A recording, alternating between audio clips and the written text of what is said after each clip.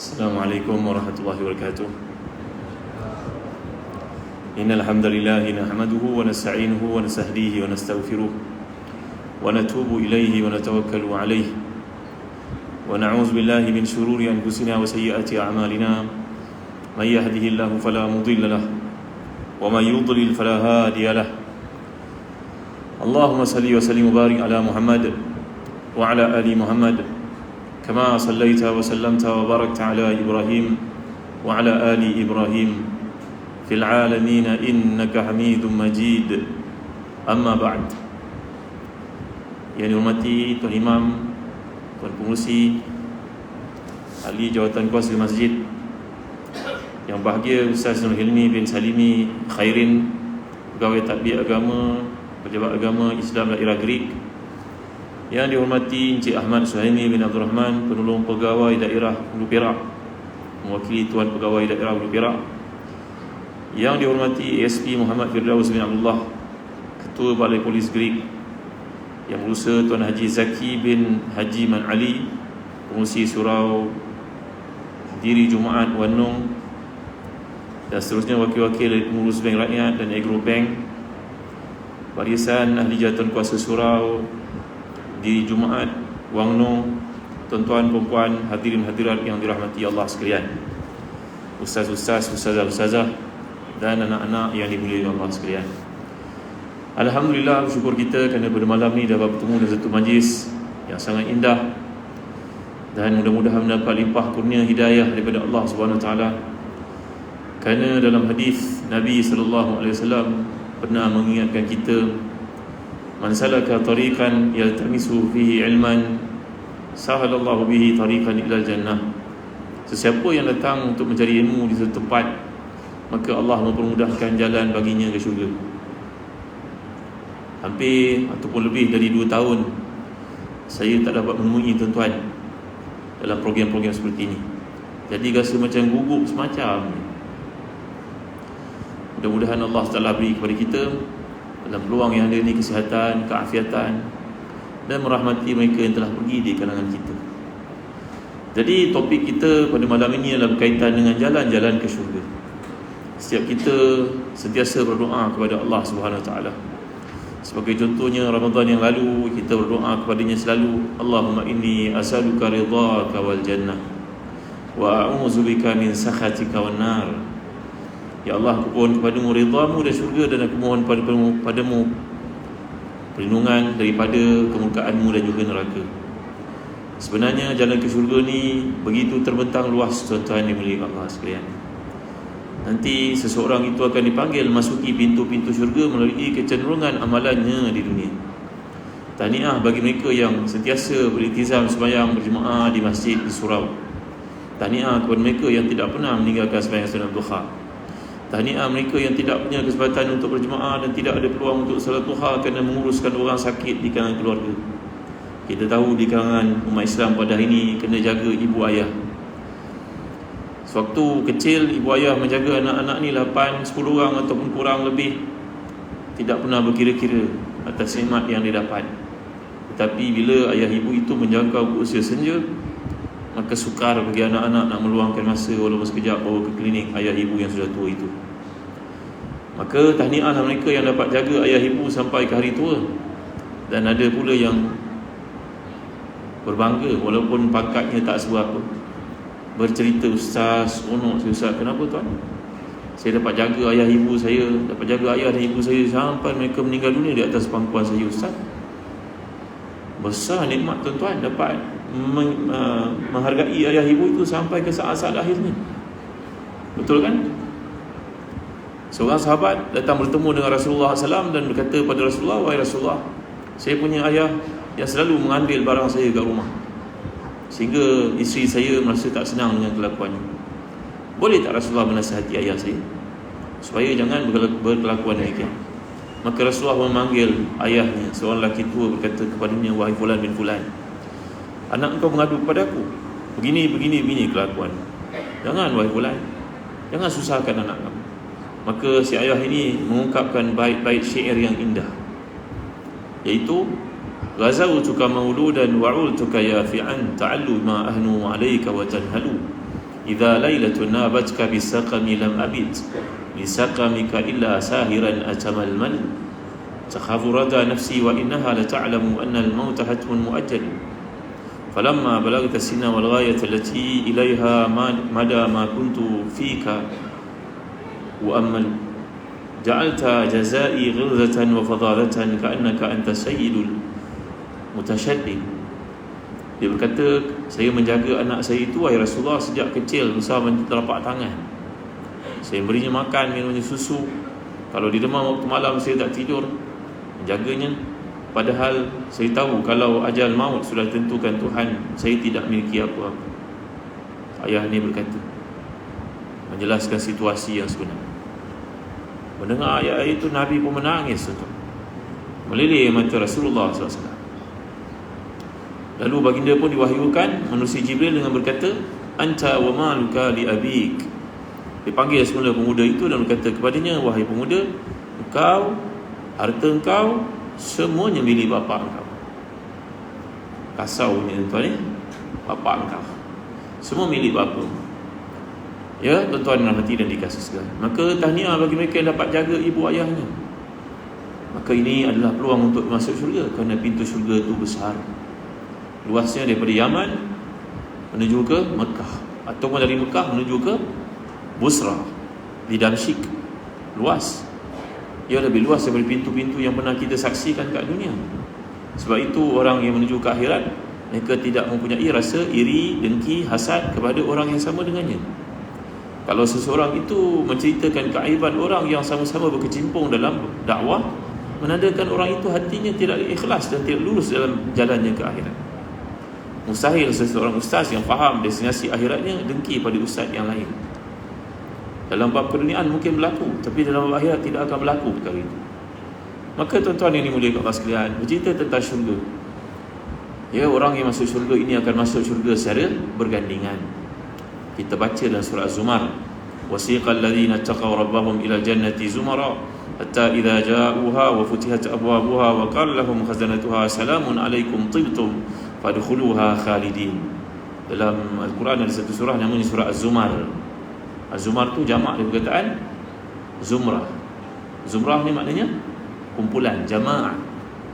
Kerana bagaimana tuan-tuan ni, wajah tuan-tuan ni datang ke masjid, ke surau. Kalau kita pergi ke mana masjid surau dalam dunia sekalipun, tuan-tuan berjumpa dengan orang macam tuan-tuan juga.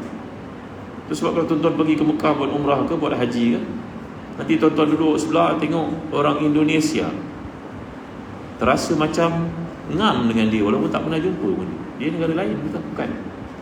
Kadang-kadang kita duduk sebelah orang India, dari benua India, kita duduk sebelah orang Arab, kita pun tak tahu dia cakap apa, tak faham. Tapi kita rasa ada keserasian itu.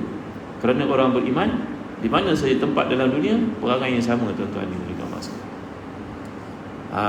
Itu sebab di akhirat orang beriman ini akan masuk syurga bergerombolan. Kalau kita datang ke surau diri Jumaat dipanggil sini, ya, maka kita lepas sembahyang sembang sikit dengan orang sebelah kita, apa khabar, duduk mana. Tak perasan ni duduk kat lorong mana ya? Oh, saya baru pindah, baru tahu baru pindah. Kerana persahabatan untuk dengan orang-orang beriman ini bermanfaat di akhirat. Dia akan membantu kita di akhirat. Kan? Ada jamuan, minum sikit. Kalau tak minum teh tarik pun, minum air kosong sikit. Supaya kita ada keserasian, dan orang seperti itu berguna untuk kita di akhirat. Jadi tuan-tuan rahmati dan dikasihi sekalian, Islam adalah satu cara hidup menerangkan tentang perjalanan ke akhirat itu sangat jelas. Berbeza daripada agama lain yang kononnya menceritakan ada perjalanan ke akhirat, beriman sebab kematian, ada satu perjalanan, tapi mereka tidak memiliki satu penjelasan yang terperinci macam dibawakan oleh Allah SWT dan Rasulnya Muhammad SAW. Anda kita baca ayat-ayat ini, kita akan dapat lihat jelas, walaupun kita tak pernah nampak. Itu sebab para ustaz boleh menceritakan perkara ini, kerana ia terbentang, ia disebut, dikemukakan begitu detail dalam Quran dan juga dalam hadis Nabi SAW. Baik tuan yang dimuliakan Allah sekalian, kita lihatlah sama-sama beberapa potong ayat daripada surah Ali Imran yang mudah-mudahan menjadi renungan dan tadabbur kita, dan dapat kita amalkan, dan penting daripada itu dapat kita laksanakan dalam kehidupan kita tuntutan di sebalik ayat-ayat indah ini. Firman Allah SWT ayat 133, 134, 135, 136 dari surah Ali Imran. Ya, surah ini ceritakan tentang keluarga yang hebat ini, keluarga Imran, yang merupakan keluarga ahli syurga.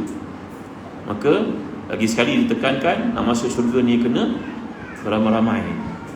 Kena pastikan anak kita, menantu kita, cucu kita, adik-beradik kita, ya, sebagaimana keluarga Ali Imran yang diceritakan oleh Allah untuk kita ambil pedoman ini. A'udzubillahi minasyaitonir rajim. Wasari'u ila maghfiratin min rabbikum wa jannatin 'arduha as-samawati wal ard u'iddat lil muttaqin alladhina yunfiquna bis-sara'i wad-dharra'i wal kadhimina al-ghayz wal 'afina 'anil nas wallahu yuhibbul muhsinin. والذين إذا فعلوا فاحشة أو ظلموا أنفسهم ذكروا الله فاستغفروا لذنوبهم ومن يغفر الذنوب إلا الله ولم يصروا على ما فعلوا وهم يعلمون أولئك جزاؤهم مغفرة من ربهم وجنات تجري من تحتها الأنهار خالدين فيها ونعم أجر العاملين. صدق الله العظيم.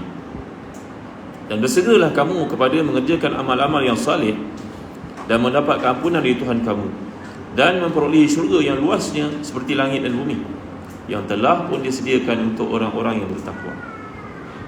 Iaitulah orang yang melanjakan hartanya pada masa senang dan susah. Yang kedua, orang yang menahan marahnya ketika ia meluap-luap dan memaafkan kesalahan orang lain. Sesungguhnya Allah mencintai orang yang membuat kebaikan. Dan juga orang yang apabila melakukan perbuatan keji atau menganiaya dirinya sendiri, maka lekas mereka ingat pada Allah dan memohon keampunan kepadanya. Siapakah yang dapat mengampunkan dosa kalau tidak Allah? Dan mereka tidak akan meneruskan perbuatan keji yang mereka lakukan itu sedangkan mereka mengetahui akan buruknya akibat perbuatan yang keji itu. Orang yang bersifat demikian balasannya adalah keampunan daripada Allah dan syurga yang mengalir di bawahnya beberapa sungai. Mereka kekal dalamnya. Yang demikian itulah sebaik-baik balasan pahala bagi orang yang beramal. Inilah ayat yang kita kena gembirakan orang-orang Islam keliling kita, anak isteri kita, keluarga kita, orang bawah naungan kita, murid-murid kita tentang rahmat yang Allah SWT tebarkan, rahmat yang Allah taburkan, rahmat yang Allah berikan kepada setiap orang yang berusaha untuk mendapat kelebihan ini. Jadi dalam ayat ni kalau tuan-tuan lihat, Allah menyebut perkataan segera, cepat-cepat, jangan tangguh-tangguh, jangan melengah-lengah. Kalau kita dengar satu perkara yang menarik, tentulah kita bersungguh-sungguh pergi mendapatkannya, bukan? Hari raya yang lalu semua orang pergi beli baju raya. Kenapa beli baju raya? Ibu, makcik, kakak, abang, kenapa? Kerana terfikir hari raya nanti nak kena pakai baju baru. Semua raya terkejut, ni kan. Ya, semua orang kelang kabut pergi dapatkan pakaian kerana nak cepat, takut terlambat. Kerana tahu besok hari raya. Jadi begitu juga orang beriman ini, mereka tahu mereka kena lekas-lekas, jangan bertangguh-tangguh, segera buat. Kerana masa tidak banyak untuk kita. Ya tuan-tuan yang dimuliakan Allah sekalian, kalau kita lihat dalam kehidupan ini, ada keliling kita orang yang pergi tanpa kita pun terfikir dia boleh wafat pada usia yang muda macam tu. Kad kahwin selamat diedarkan, hari yang ditunggu-tunggu, dinantikan oleh semua orang. Ya, keluarga dah mengeluarkan belanja, tiba-tiba pergi tak kembali. Tuan-tuan dimuliakan Allah sekalian, betul kan? Balik kursus dari luar negara akan jawatan penting, kerana kursus itu crucial. Orang macam dia saja yang paling qualified untuk ambil kursus tersebut di luar negara. Tak ada orang lain. Dari sudut rankingnya memanglah dia top rank dalam perjawatan. Dihantar ke luar negara untuk kursus, dan balik akan menduduki satu portfolio penting dalam jawatan tentu. Tiba-tiba balik sebulan sakit, kurus kering, meninggal dunia dia. Siapa sangka tuan-tuan dimuliakan Allah sekalian? Betul kan? Orang jawatan apa yang penting dalam organisasi tertentu, dia panggil CEO. Bunyi macam sedap betul kan? CEO kan? Chief Executive Officer. Sebenarnya exec juga, officer juga, tapi dia chief saja. Tapi nama tu sedap kan? CEO, COO, CFO, CTO. macam-macam nama lah.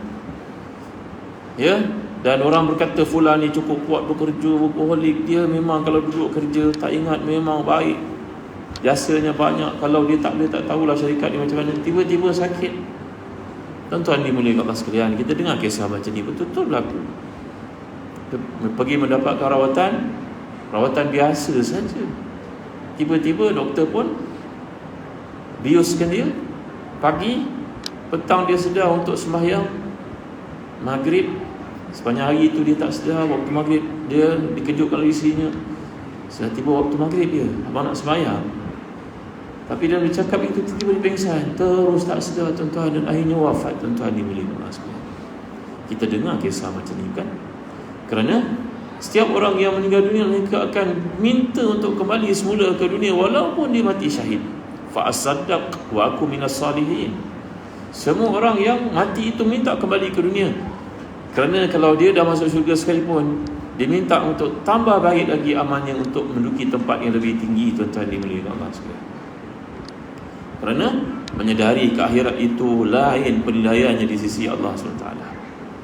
Anak kita kalau dapat urusan tak cemerlang PSR, tak mengapalah tuan-tuan, ada lagi PG3 tuan-tuan dengar ke tidak saya tanya ni? Ya, apa semua ke saya cakap seseorang yang kat mic ni.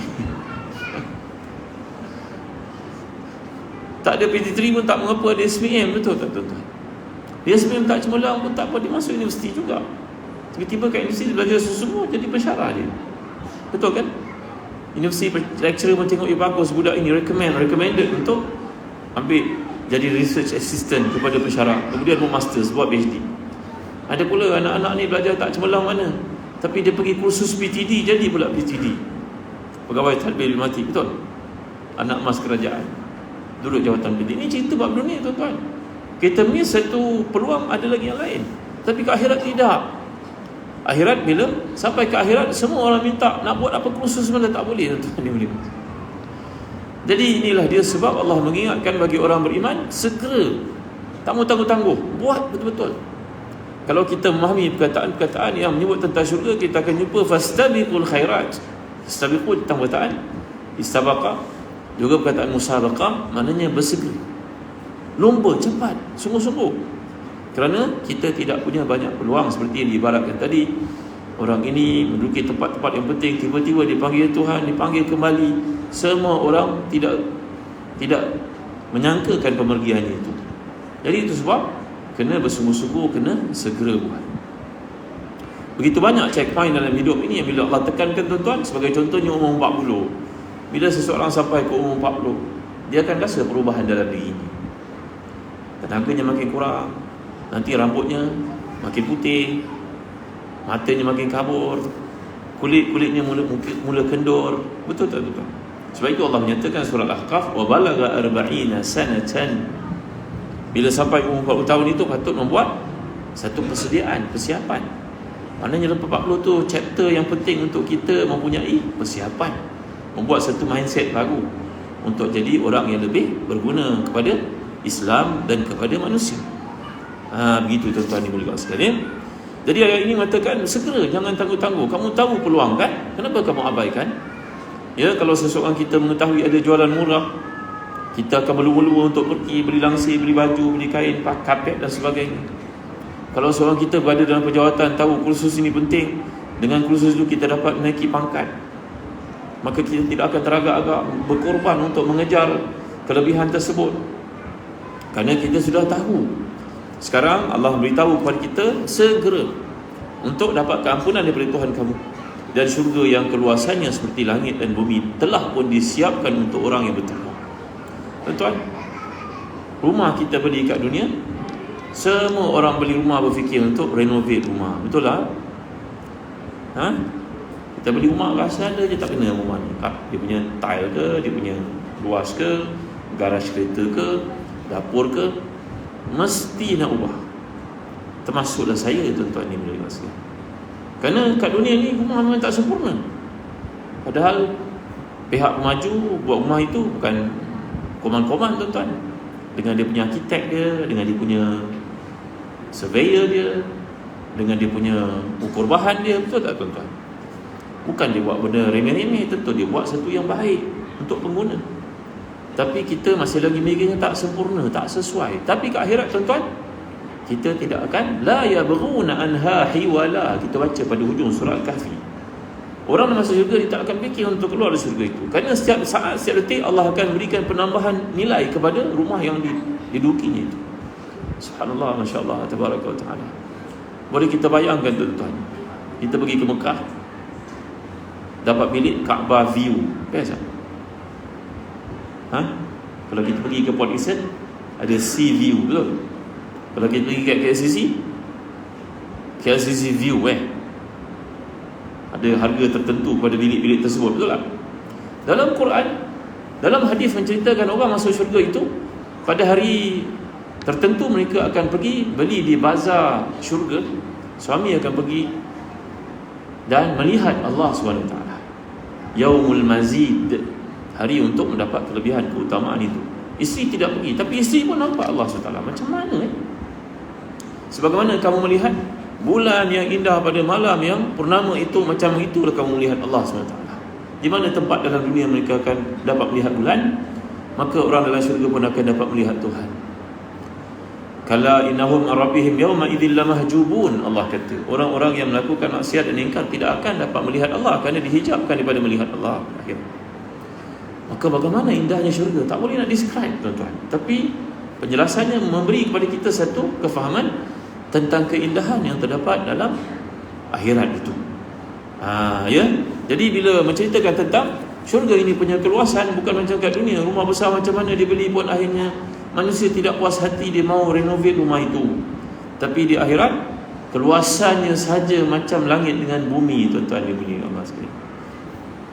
La ilaha illallah Muhammadur Rasulullah, masya-Allah, tabaraka wa ta'ala. Sebutlah rumah-rumah besar yang dimiliki pada hari ini. Di mana tempatnya tuan-tuan? Cyberjaya? Di mana? Apa dipanggil? Kat Peraknya apa dipanggil? Kat Ipoh kat mana? Tasik Merah? Tasik Merah? Kat Pening, Batu Feringgi, kat mana? Kat Johor, kat Kota Tinggi di Saru, tengah-tengah pulau sekalipun. Maka orang yang beli rumah ini akan terlibat dengan macam-macam masalah, tuan-tuan. Dia beli terlibat dengan riba, betul tak?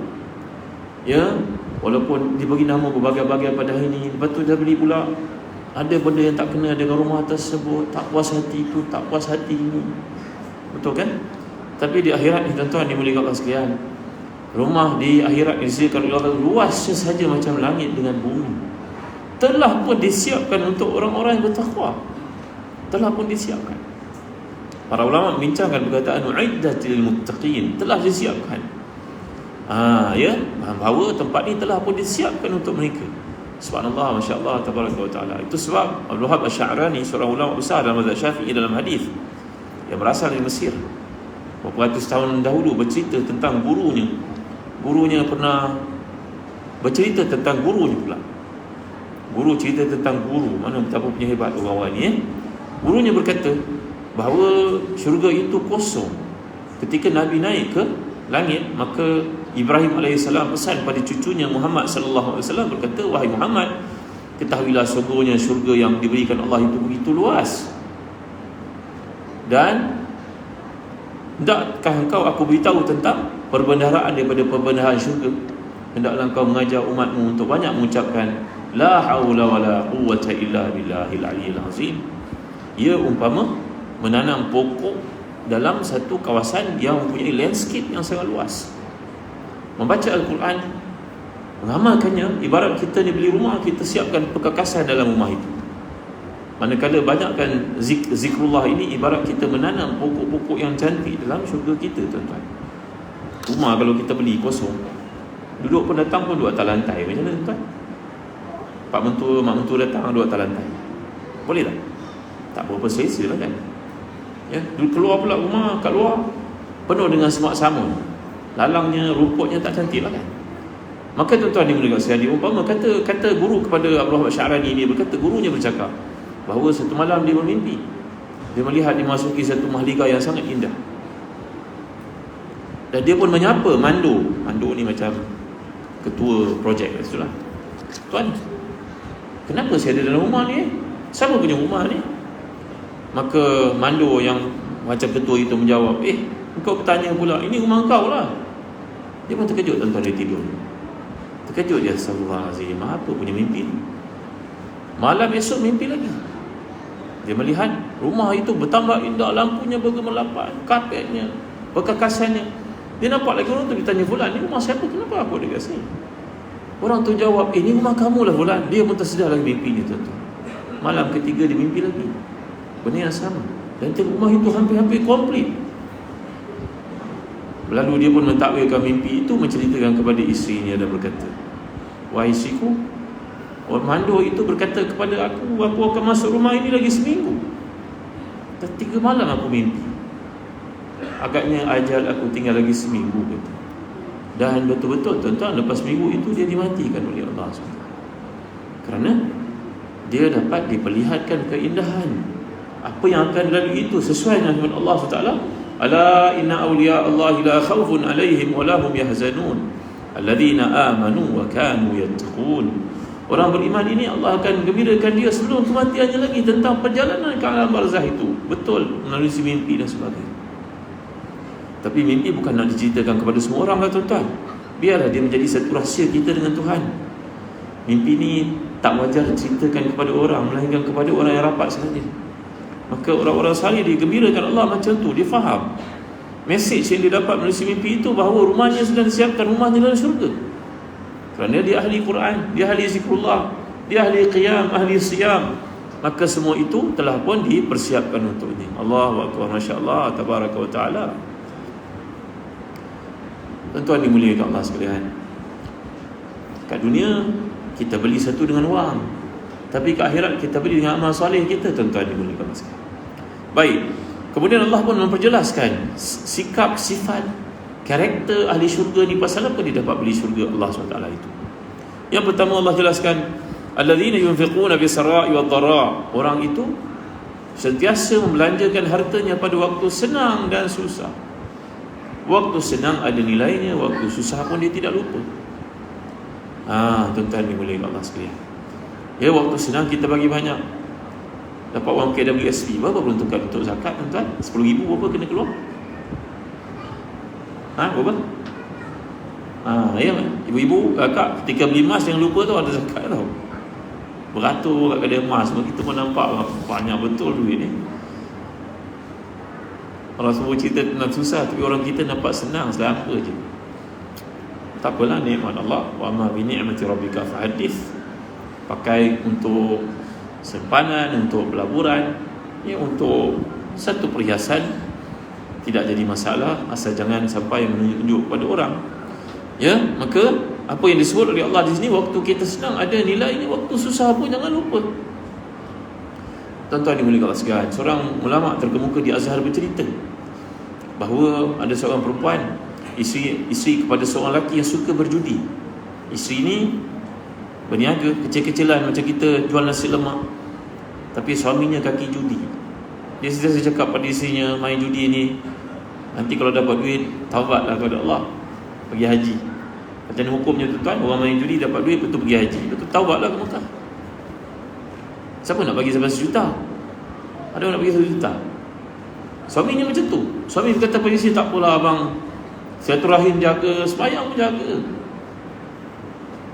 tapi main judi, kaki judi. Dia berkata pada isinya, tak apalah, nanti kalau dapat wang banyak abang taubatlah. Saya kata, tak boleh bang, mana tahu mati sebelum taubat bang. Tapi dia degil juga, main judi juga. Maka isteri yang salihah ini mengadu kepada seorang ulama, macam mana nak buat pada suami ni. Ulama ni pesan kepadanya, wahai ibu, khuz min amwalihim sadaqatan tutahhiruhum wa tuzakkihim biha wa salli alaihim inna salataka sakanun lahum. Ayat itu pun 1400 tahun lalu menceritakan tentang suruhan Allah SWT kepada orang beriman untuk mengeluarkan zakat. Tetapi ulama ini berkata, wahai ibu, doa ibu sedang diperhatikan oleh Allah, belum dimakbulkan lagi. Kerana ibu berdoa banyak kali untuk suami supaya berhenti berjudi, dia belum berhenti. Tapi tak apalah ibu, daripada jualan ibu sehari itu, sedekahkanlah kat masjid.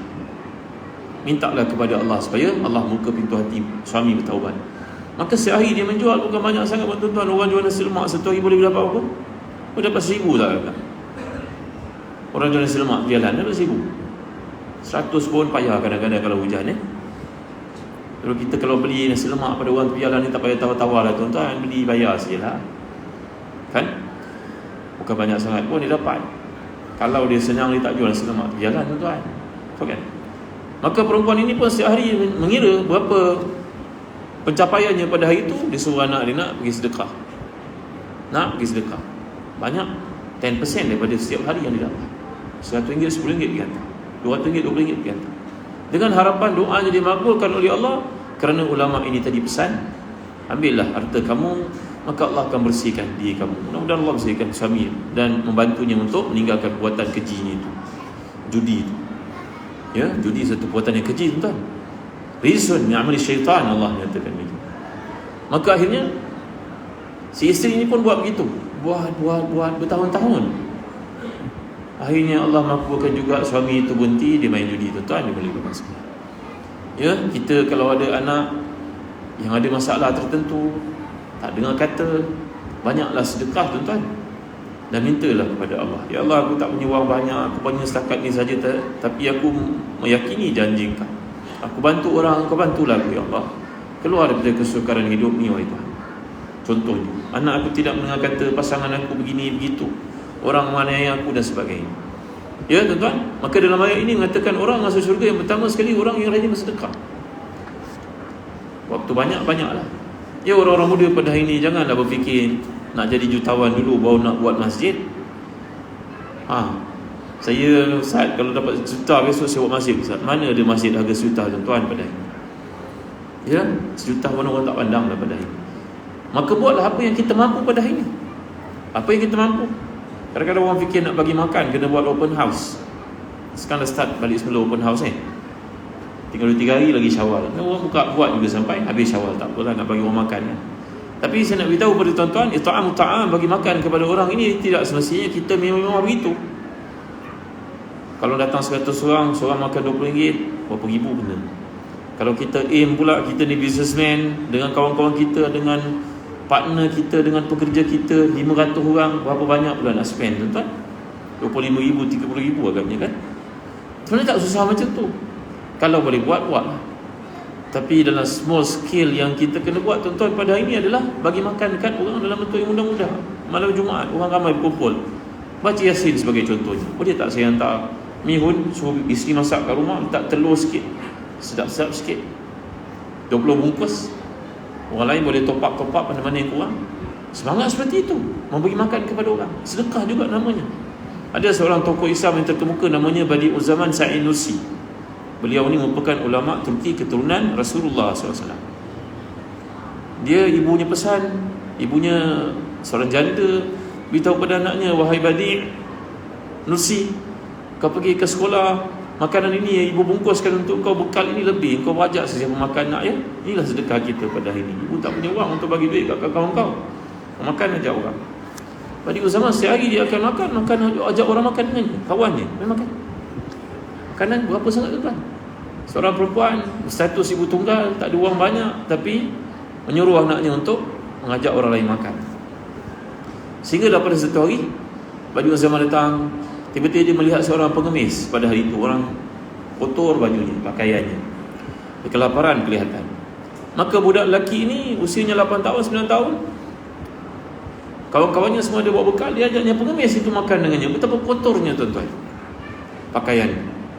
Orang semua geli tengok, kenapa ajak makan pengemis ini pula? Macam mana? Tak geli ke? Tapi tuan-tuan, kita janganlah pandang lemah, pandang hina pada seseorang. Kita pun tak tahu kedudukannya di sisi Allah.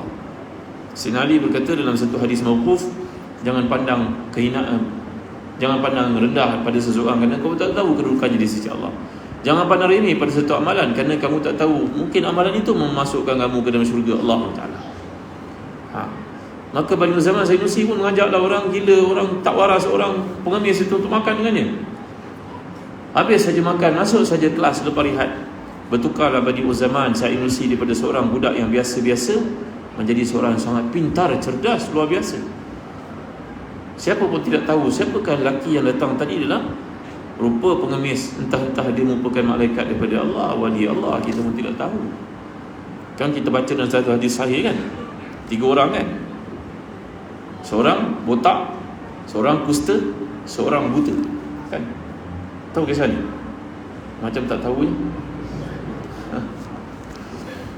Yang pertama botak, malaikat datang kepadanya, fulan, kalau engkau diberi peluang, kau nak berdoa apa yang kau nak, aku doakan kepada Allah, mudah-mudahan dimakbulkan. Aku nak rambut tumbuh. Lagi kau nak apa?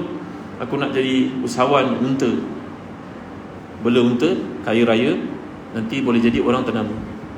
Baik, aku doakan. Malaikat tu pun doakan, rambutnya pun tumbuh. Dia pun diberi sepasang unta, unta tu berkembang biak, jadi banyak, dah jadi dia orang kaya.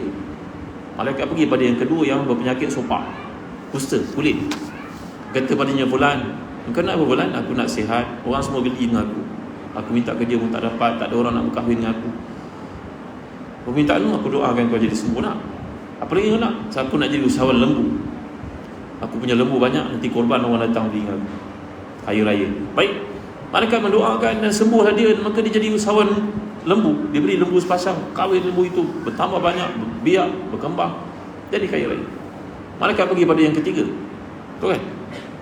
Yang ketiga ni buta. Wahai buta, apa yang kau nak? Aku minta mata aku dibukakan, celik. Apa lagi kau nak? Aku nak bela kambing. Tak adalah aku hidup merempat macam ni. Aku jadi orang senang, alhamdulillah, syukur. Maka malaikat mendoakan, matanya celik. Diberi sepasang kambing. Kambing itu pun berkembang biak, banyak. Lama lepas tu malaikat datang menguji mereka. Datang kepada yang pertama yang dulu botak. Maka malaikat datang pun dengan rupa yang sama, botak, hodoh, kotor. Berkata padanya, fulan min fulan, boleh tak tolong aku, bagilah aku sedikit susu unta. Aku susah, aku sakit, aku tak ada rambut. Maka kata usahawan yang dulu botak itu, yang sudah menjadi kaya, berkata, pergi engkau dari sini, mana boleh minta-minta. Aku susah payah membangun keperniagaan aku from scratch. Tadi, maka malaikat berkata kepadanya, alangkah ruginya engkau wahai fulan. Sebenarnya hidup ni ujian, fulan, kaya ni ujian. Engkau akan dihancurkan perniagaan kau kerana kau tidak berjaya dalam ujian. Maka kembalilah dia sakit, unta-untanya mati, jatuh bankrupt dia tu. Ujian, hidup ni ujian. Malaikat pergi pada yang kedua yang dulu berpenyakit sopak dan kini jadi orang kaya raya. Tanya kepadanya, minta susu lembu, minta bantuan. Dia menolak dengan kejamnya, dengan mengatakan, apa pasal kau kena minta-minta? Kerjalah, aku susah payah bangunkan perniagaan aku. Tahu tak? Maka malaikat kata, ruginya kau fulan, kau lupa daratanya. Kau tahu kau dahulu kau merupakan orang susah, kau dulu sakit macam aku. Tak, mana ada, aku dulu memang macam ni daripada dulu, turun-temurun kaya raya. Malaikat mendoakan hancur perniagaan dia. Saya nak ulas sikit dalam hadis ni. Para ulama memberikan pandangan, kita yang wajib kita hulukan zakat, yang sunat adalah bantuan. Kalau orang minta bantuan, kita nak bantu-bantu. Tak bantu, jangan keji orang, jangan hina orang, jangan menafikan jasa orang. Diam je. Kalau kita tak mahu bantu, diam, stop, jangan cerita apa-apa. Yang masukkan dekat viral, bercerita tentang orang, tak baik tuan-tuan. Kita tak tahu apa yang berlaku. Ya, tak nak bantu sudah. Waktu itu sunat hukumnya. Tapi jangan sampai kita hentam orang, mencerita keburukan orang, seolah macam tak ada yang baik pada orang itu. Tak boleh. Yang ketiga, malaikat pergi kepada orang yang dahulunya buta. Malaikat pun berkeadaan buta, menyerupai orang buta. Dia kata padanya, fulan min fulan, aku buta, aku perlukan susu kambing sikit. Kalau kau bagi aku kambing pun alhamdulillah.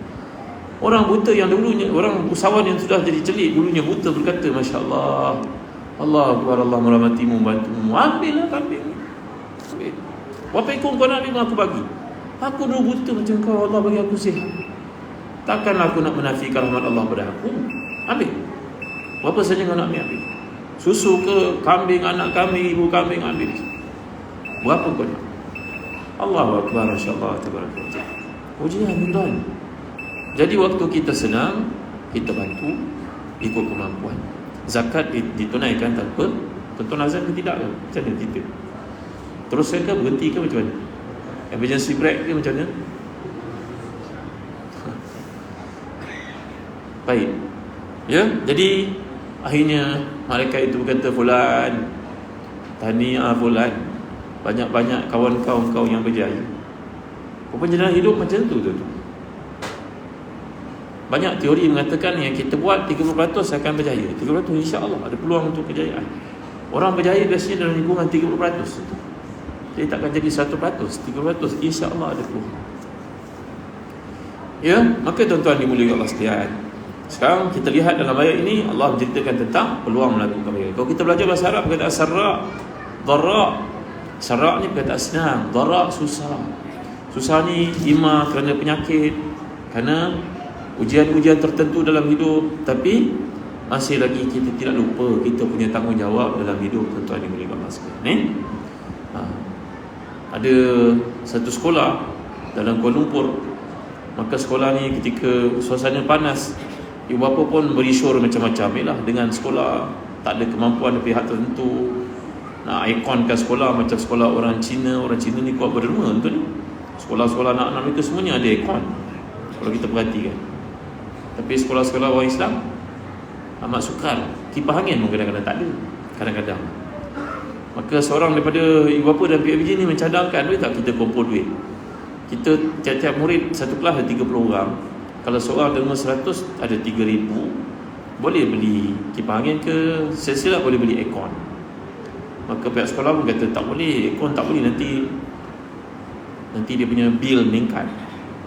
Ya, sekolah tak benarkan, ada kuota tertentu yang ditetapkan untuk sekolah. Tapi kalau kipas insya-Allah kita boleh consider. Guru besar cakap, pengetua cakap. Maka ibu bapa ni pun giatlah mengajak ibu bapa kepada kawan-kawan anaknya dalam kelas itu 30 orang. Kalau ayah ibu itu derma seorang 100 dah 200 kali dengan 30 orang dan 6,000 kan. Tak apalah, ambil seorang 100, seorang 50 saja, 100 saja. Kalau 30 orang dah 3,000, boleh beli kipas, lebih beli kipas lagi. Tiba-tiba ada pula suara sumbang kata, besok kalau anak saya naik tingkatan kipas semua, macam mana cerita? La ilaha illallah Muhammad Rasulullah. Kesiannya kita bila dengar ayat macam ni, kita rasa kesian tuan-tuan. Kenapa lah fikir kot macam tu Ya, ada ibu bapa yang menghantar mesej penapis air kat sekolah dengan tujuan anaknya dapat minum air bersih dan juga kawan-kawan anaknya. Baik ibu bapa, tapi biasanya water dispenser ni dia ada maintenance kan. Dia tiap bulan ke, tiap berapa bulan ke. Maka bila anak ni berakhir persekolahannya tingkatan 5, bapa itu mengatakan kepada sekolah, terima kasih cikgu, saya nak wakafkan alat ni masih boleh digunakan, tapi dia ada maintenance lah. Maka pihak sekolah pun minta kepada ibu bapa untuk derma. Sekolah banyak duit apa? Kenapa pakai duit PIBG? Siapa yang nak derma pakai duit sendiri? Siannya orang cakap macam ni tuan. Siannya kenapa dia fikir macam tu Dia kata duit koperasi ni tak boleh kacau, duit koperasi ni bagi bertambah je, tak ada berkurang. Duit ni dia macam sungai tau, dia kena mengalir barulah dia jadi jernih. Berbeza sangat mentaliti sebahagian daripada orang kita dengan orang bukan Islam. Sebuah tempat ada tempat yang agak curam, daripada jalan nak menuju ke tempat itu agak curam, maka susah orang nak menaiki tempat tersebut bagi perempuan terutamanya. Maka orang sekitar tempat tersebut, kedai-kedai ataupun sekolah yang dekat situ buatlah satu cadangan supaya kumpulkan duit buat tangga. Maka kumpul duit seorang RM10, RM5, bila nak siap kan, nak cukup duit nak buat tangga. Tiba-tiba keluar seorang Cahaya Nur Arif, keluarkan duit, terus buat tangga, tak payah tunggu orang. Orang tanya padanya, ni tangga ni dekat dengan surau apa? Dia kata, tak apalah, ni Tuhan juga dia. La ilaha illallah Muhammad Rasulullah. Pelik kadang-kadang kita tengok orang bukan Islam, semangat bersedekahnya begitu hebat sekali. Dan tuan-tuan jangan terkejut, kami di Kuala Lumpur, masjid-masjid besar yang ada itu, mereka ada sound system problem. Terus sebab saya tanya tadi, saya ceramah, tuan-tuan dengar tak? Kami kat Kuala Lumpur, masjid besar macam Masjid Haram pun ada. Tapi bila berceramah, yang mendengar ceramah tu start tu saja yang dengar sendiri. Semua jemaah duduk kat luar masjid. Tanya kenapa tuan duduk luar lagi dengar duduk dalam. Bergema semacam saja. Ada masjid-masjid besar dalam Kuala Lumpur lah. Maka pihak masjid pun mencari pembekal untuk bekalkan sound system. Maka adalah di kalangan orang Islam yang dapat peluang tersebut. Tapi masalahnya orang Islam ni dipasang ahlan wa sahlan wa jalan. Lepas pasang tak ada lagi tanya khabar, biarlah tak pilah. Tak dapat wang, hilang gaib, tak tahu gimana. Tapi ada setengah orang bukan Islam tuan-tuan, dia pergi peluang-peluang seperti itu, dia kata okey, pasang boleh, bagi confident. Kalau tak setuju, cabut balik semua, tak ada masalah, pasang. Dengar sebulan, 2 bulan, 3 bulan, puas hati tak? Okey, berapa kosnya? Kosnya jauh lebih rendah daripada orang Islam itu tadi tuan-tuan. Jauh lebih rendah. Banyak masjid. Maka bila diletakkan harga katalah daripada 100,000 dia bagi 50,000 untuk pasang sound system. Saya pergi banyak masjid dengan Kuala Lumpur. Masa cerita ni antara dasar pengalaman ni. Maka daripada wang sebanyak 100,000 tu dah lah dia bagi diskaun 50,000. Kalau orang Islam harganya mahal. Mana silapnya kita tidak tahu Tapi daripada 50,000 itu pun dia diskaun lagi 50%, tuan-tuan. Banyak masjid. Kita merasa hairan macam mana cara dia buat duit ni. Tapi bila tanya balik, tak apalah, ini kita lebih kurang lah, ini Allah juga, dia kata. La ilaha illallah masyaallah, masyaallah, tabaraka wa ta'ala. Ya, di mana sikap orang Islam? Takkanlah kita setiap benda kita nak untung. Tentu ada peranan kita juga untuk membantu agama Allah. Orang lain pula yang bantu agama Allah. Tak kemalu kita, tuan-tuan dimulai Allah sekalian. Ya. Jadi dalam ayat ni tadi mengajar orang Islam supaya berinfak. Bukan infak itu menghulur duit saja, menghulur kebakaran sebagai contohnya. Ya, kita kontraktor, kita tahu masjid ada masalah, kita bantu. Kita tak rugi, tapi kita kurangkan keuntungan kita sikit. Boleh tak macam tu? Itu sedekah juga. Betul kan?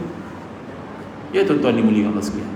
Saya jumpa orang India Muslim berniaga kedainya sampai 10. Saya tanya padanya, macam mana tu Haji buka kedai sampai 10? Macam mana kontrol pekerja-pekerja tu kalau dia ambil duit satu hari RM50? Imam, satu hari ambil RM50 macam mana? Sebulan berapa? 1,500. Token bukan perasan. Walaupun ada CCTV yang kontrol, tapi bukan nampak pun. Betul tak, tuan-tuan? Ya, saya tanya pada dia, Haji macam mana niaga sampai 10 kedai boleh kontrol bang? Dia kata Allah jaga, Allah jaga kamu Ustaz. Allah sentap saya dengar. Bukan ayat ni. Dia kata, Ustaz, bila saya tengok orang tu datang nak beli sejadah sebagai contohnya, dia nak beli sejadah, tanya berjalan untuk siapa? Untuk mak selalu bangun tahajud. Harga daripada 100 saya turun 70 Ustaz. Untung saya ada tapi kurang lah. Dengan doa mak dia pada waktu malam tu, saya pun dapat juga Ustaz. La ilaha illallah Muhammad Rasulullah. Sampai 10 kedai kau buka je. Di mana ada corner semua kedai dia, tuan-tuan. Dalam Negeri Sembilan. Subhanallah, Masya Allah. Macam tu cara fikir. Itu sedekah juga rupanya. Betul tak? Ya, tuan-tuan dimuliakan Allah sekalian. Tadi pun saya jumpa seorang India Muslim berniaga sudah 30 tahun dekat dengan tempat tuan-tuan ni. Saya bertanya, apa sifat perniagaan Tuan Haji? Boleh sampai buat masjid, buat apa kat sana kat sini. Tak sebut nama dia pun, tapi kita tahulah kawan baik dengan dia. Sudah 30 tahun buka kedai. Ustaz, saya pun kadang-kadang bila tengok orang susah, saya bagi mudah saya Ustaz. Saya sudah buat untung banyak, jual 100 barang, jual 50 dah break even, betul? Dah break even sudah habis modal. 51 dah masuk untung, betul? Kalau 70 dah banyak untung. Kalau lalas itu bagi murah kat orang, apa salahnya? Subhanallah, Masya Allah, tabarakallah. Itu juga satu bab sedekah. Jangan kita menyangkakan sedekah itu kena hulur duit saja. Cikgu-cikgu yang mengajar kat sekolah, Ustaz, saya patut balik pukul 4, tapi saya lanjutkan sikit pukul 5 sebab anak-anak murid ambil SPM. Saya matematik tambahan, saya seorang cikgu sini, subjek crucial kat sekolah ni. Saya seorang je guru maths. Maka saya stay kat situ, tunggu budak-budak kalau tanya pada saya. Allah, hebatnya. Itu juga sedekah masa, tuan-tuan dimuliakan Allah sekalian. Berapa banyak cikgu kita yang mulia seperti itu. Itu sebab cikgu-cikgu ini anak-anaknya semua jadi manusia yang baik-baik. Kerana cikgu itu tak pernah berkira pada anak-anak muridnya. Betul tak? Subhanallah, Masya Allah, tabarakallah. Jadi sedekah ni begitu luas konsepnya. Jalan untuk ke syurga yang pertama. Ni panjang lagi, tuan-tuan. Tuan-tuan boleh tunggu ke ni? Macam penat je, tuan-tuan. Baik. Yang kedua, orang yang menahan marahnya waktu dia meluap-luap. Ya. Jadi menahan marah juga satu kelebihan. Marah yang dimaksudkan adalah marah yang tidak kena pada tempatnya. Kita adalah suami dan Allah amanahkan untuk kita isteri dan anak-anak. Ya, amatlah menjadi satu keaiban yang besar kalau seorang lelaki itu marah pada isterinya depan anak-anak. Ya, ini satu perkara yang perlu diatasi, dibaiki, tuan-tuan dimuliakan Allah sekalian. Ya, dan kita pula yang jadi isteri pun janganlah menyebabkan suami kita jadi marah. Betul ya? Ya. Jadi ini sebagai contohnya. Sebab dalam hadis mengatakan siapa yang telah pun mengawal kemarahannya ketika ia meluap-luap dan mampu melepaskannya, maka di akhirat nanti akan diberi peluang untuk memilih di kalangan bidadari berapa orang yang dia kehendaki. Siapa saja yang dia kehendaki. Kemudian tuan-tuan, ayat yang ketiga, bahagian yang ketiga untuk orang masuk syurga, wala afina aninnas, orang yang beri keampunan kepada orang lain. Yang beri keampunan kepada orang lain. Wallahu yuhibbul muhsinin. Allah suka kepada orang yang berbuat ihsan. Dalam Al-Quran kita akan lihat ada dua perkataan yang Allah gunakan. Yang pertama ihsan, yang kedua adil. Tuan-tuan tahu apa beza adil dengan ihsan? Adil dan ihsan. Apa beza adil dengan ihsan, tuan-tuan?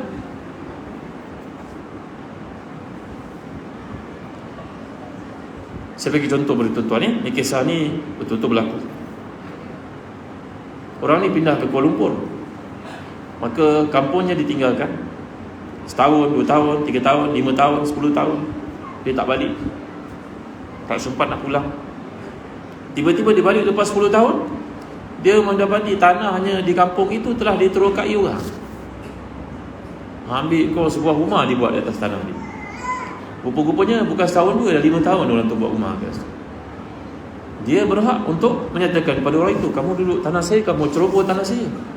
Memanglah kat kampung kita nak pagar macam mana, tu kan adik-beradik semua kan. Ya, maka dia mau bersabar. Dia kata, tak tahu ke di tanah saya? Oh, dulu nenek dulu bercakap saya dan awak ni adik-beradik, jadi buatlah rumah ke mana-mana suka. Nenek dia 45 tahun dahulu berkata. Oh, tak apalah. Kalau gitu duduk lagi 5 tahun tuan-tuan. Lepas 5 tahun kita yang punya tanah ni berfikir, nak balik lah, nak buat homestay ke, nak bersihkan tanah ke. Maka kita pun datang jumpa dia. Fulan, memanglah kita bersaudara, tapi tanah ni milik saya, atas geran nama saya. Saya bayar cukai dan sebagainya. Agak-agak bila awak boleh keluar daripada rumah, daripada tanah ni? Oh, saya tak boleh tuan, saya rumah belum ada lagi. Kita pun terfikir juga takkanlah pada usia macam ni tak ada rumah ni. Rumah kat kampung bukan mahal sangat kalau nak beli kan. Dengan kerja okey semua, tak apa tak. Sekarang saya bagi pada kamu peluang, duduklah di sini lagi 12 bulan. Sekarang kamu duduk 10 tahun kan, free kan. Sekarang saya bagi lagi 1 tahun, 12 bulan tu, setahun duduk sampai settlekan kamu keluar dari tempat ini, boleh? Kalau ikut undang-undang, pemilik tanah ni kena berkata, kamu duduk sudah 10 tahun, saya nak sewa sebulan 100 saja atas tanah saya. 100 kali dengan 12 bulan kali dengan 10 tahun berapa tuan-tuan? 10,000 lah lebih kurang, betul? Bagi saya 10,000. Itu namanya adil, sebab hak saya. Tapi tidak, saya melihat kamu duduk sini, kamu pun saya tahulah, saya rasa saya simpatilah dengan cerita kamu, walaupun saya tak tahu benda yang sebenarnya. Tak apalah, saya halalkan. 10 tahun ni halal. Saya bagi lagi setahun. Lepas tahun kamu keluar ya, sebab saya nak pakai tanah ni. Itu namanya ihsan. Beza tak? Itu sebab Allah mengatakan Allah suka kepada orang yang berbuat ihsan. Innallaha yuhibbul muhsinin. By right, dia punya hak. Tapi tak tamu. Aku bagi kepada kamu satu kelonggaran, kemudahan. Ambillah tempat, gunakan. Tapi lepas tempoh ini tolong keluar ya. Maka tuan-tuan, inilah orang yang melakukan ihsan yang Allah cinta. Dan yang terakhir sekali dalam ayat ini Allah menceritakan orang yang melakukan satu kemaksiatan, fahisha, atau zalamu anfusahum, buat perkara-perkara keji. Maka dia ingat Allah, dia bertaubat atas dosa-dosanya. Siapakah yang dapat beri keampunan melainkan Allah? Dia tidak akan kekal melakukan buatan itu dalam keadaan dia tahu. Jadi tuan-tuan, untuk mendapat syurga yang seluas langit dan bumi ini, marilah kita cuba buat 5 perkara ni tadi sedekah waktu senang susah. Yang kedua, menahan marah, mengawal kemarahan kita. Yang ketiga, memberi keampunan kepada manusia. Yang keempat, jadilah orang yang buat ihsan. Dan yang terakhir sekali, bila kita terlibat melakukan maksiat, bertaubatlah kepada Allah SWT. Ya, pernah diceritakan oleh Ibn Qudamah Al-Maqdisi dalam kitabnya bertajuk Tawabin. Nabi Musa AS bersama dengan abangnya Nabi Harun berkumpul di satu tempat bersama dengan Bani Israel. Hujan sudah tidak turun 40 hari ke atas Bani Israel, kekeringan, kemarau, panas. Maka Allah mewahyukan kepada Jibril untuk berkata kepada Nabi Adam, Nabi Musa dan Nabi Harun ini, kata, wahai Musa, wahai Harun, doa kamu belum lagi dimakbulkan kerana ada orang yang buat dosa di kalangan kamu. Dosa besar dia buat selama 40 tahun. Maka aku tidak turunkan hujan 40 hari sahaja. Kamu dah menderita. Ketahuilah oleh kamu berdua, ini ada seorang buat dosa 40 tahun tak pernah bertaubat. Dosa besar dia buat semua. Suruh dia bertaubat dan suruh dia keluar daripada tempat ini. Jangan duduk bersama kamu, kerana kewujudannya akan menghijab rahmat Allah turun kepada kamu semua. Maka Nabi Musa, Nabi Harun pun buat pengumuman, wahai Bani Israel, Allah tidak makbulkan hajat kita kerana ada seorang buat dosa 40 tahun tak bertaubat, dosa-dosanya besar. Maka orang yang dimaksudkan itu merasa bersalah. Dia duduk, dia termenung, dia tekuk muka dia bertangan, menangis dia tuan-tuan, bersungguh-sungguh dalam kepanasan. Orang semua hirup pikuk itu. Dan dia berkata kepada Tuhannya, ya Allah, aku beritahu kepada kau sekarang juga, aku malu ya Allah. Kalau kau suruh aku keluar, bangun, pergi ke tempat lain, mana tempat aku nak pergi? Bagaimana penilaian orang kepada aku, kepada anak isteri aku? Besok anak perempuan aku, siapa nak berkahwin dengannya? Orang semua tahu aku ni penyandang besar. Wahai Tuhan, ampunkan aku ya Allah, aku malu padamu. Aku malu pada dua orang Nabi Allah itu. Sebaik saja dia bertaubat tuan-tuan, hujan pun turunlah dengan lebatnya ke atas Bani Israel. Nabi Musa, Nabi Harun menjadi hairan. Tak nampak pun orang keluar daripada tempat ini, tapi macam mana hujan boleh turun? Mereka bertanya pada Jibril. Jibril menjawab, wahai Nabi Allah, sungguhnya Allah sengaja nak suruh dia bertaubat. Allah tak suruh dia keluar pun. Taubatnya sudah cukup. Allah telah menutup aibnya 40 tahun dia buat dosa. Takkan pada hari ini Allah nak dedahkan aib dia. Allah itu sifatnya Ar-Rahman Ar-Rahim. Maka tuan-tuan, kita yang banyak melakukan dosa, taubatlah kepada Allah. Dan sebab itu doa kita dimakbulkan. Ya, jadi mudah-mudahan pada waktu ni kita dapat sedikit santapan untuk rohani, peringatan untuk diri saya sendiri. Dan terakhir sekali saya wasiatkan tuan-tuan, amalkanlah doa ini. Setiap hari amalkan doa ini. Antara doa Nabi kita sallallahu alaihi wasallam yang sentiasa baginda sallallahu amalkan, iaitu Allahumma muqallibal qulub thabbit qalbi ala dinik. Betul tak ikut? Allahumma muqallibal qulub thabbit qalbi ala dinik. Allahumma muqallibal qulub thabbit qalbi ala dinik.